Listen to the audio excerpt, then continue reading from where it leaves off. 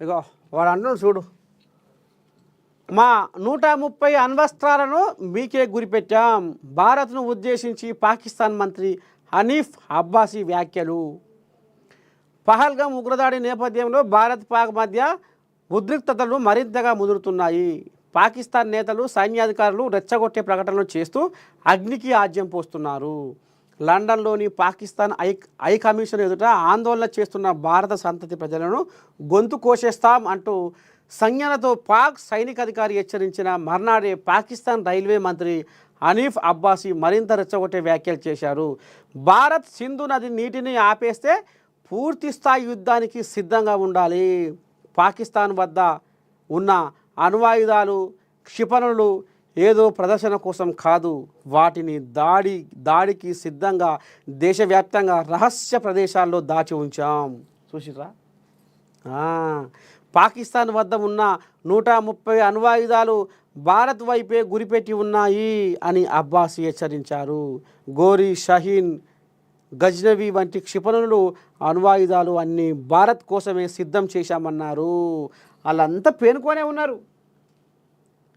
చేప కింద నీరు లెక్క వాళ్ళు విస్తరించి ఇప్పుడు ఈ కథ నడిపించి రాళ్ళు అయిపోర్రా. ఇక మళ్ళీ వాళ్ళు ఏమన్నా ఎదురు మళ్తే మనం ఇక ఏం కావాలన్నా అది చేద్దాము, మనకు పక్కపొంటి వాళ్ళు మంచిగా హిమ్మతిస్తారు అనే దాని మీదనే బిర్రుగా వాళ్ళు పట్టు మీదనే ఉన్నారు. గది ఇంతవరకు పసిగట్టలే మన మోడీ.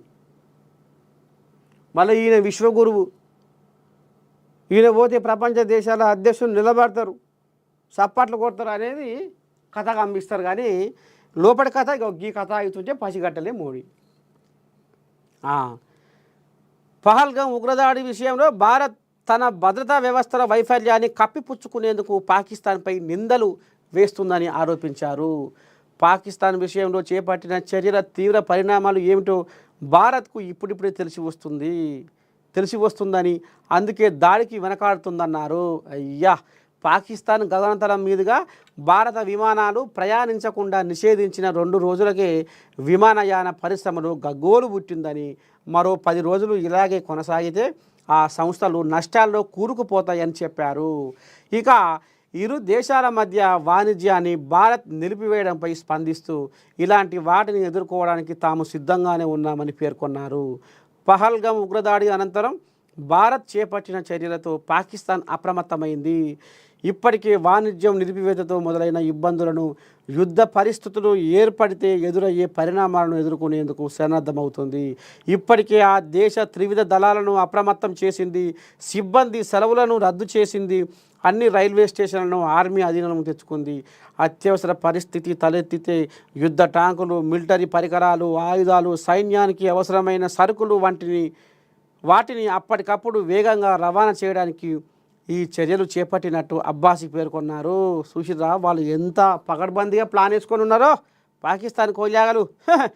పాకిస్తాన్లో ఔషధాల కొరత ఏర్పడకుండా ఆ దేశం అత్యవసర చర్యలు చేపట్టింది. చైనా, రష్యా, ఇతర దేశాల నుంచి ఏపీఐలను దిగుమతి చేసుకునేందుకు పాక్ ప్రయత్నాలు ప్రారంభించింది.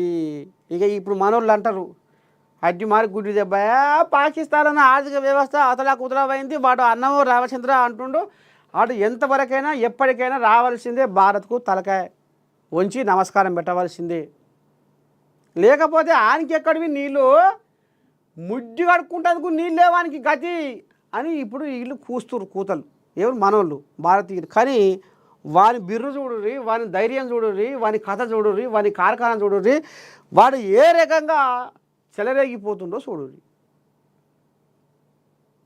వారికి హిమ్మతి ఇస్తోడు ఎంత బిర్రు కల్లోడో, ఏ రకంగా ఎంత సత్తా ఉన్నాడో చూడుర్రి. ఇక లేకపోతే పిట్టే కొంచెం కూత గనం అన్నట్టుగా ఎందుకు వస్తాయి ఈ కూతలకి పాకిస్తానానికి? అట్లా కుక్క కనుక ఎరుగులో ముడ్డి పెట్టి కయ్య మొత్తుకున్నట్టుగా ఇక 10 కుక్కలు వచ్చినా ఏం చేయలేదు ఆ కుక్కని. అది ఎనుగుల ముడ్డి పెట్టి ఇక లటా లటా లటా లటా ఇదే పని. ఆ కుక్క ఎనుగులో ముడ్డి పెట్టి కయ్య మొత్తుకుంటే 10 కుక్కలు వచ్చినా ఆ కుక్కని ఏం చేయలేవు. ఇప్పుడు అదే పరిస్థితిలో ఉన్నది ఇప్పుడు మన కథ కూడా. ఏమవుతుందో ఏం కథ మరి.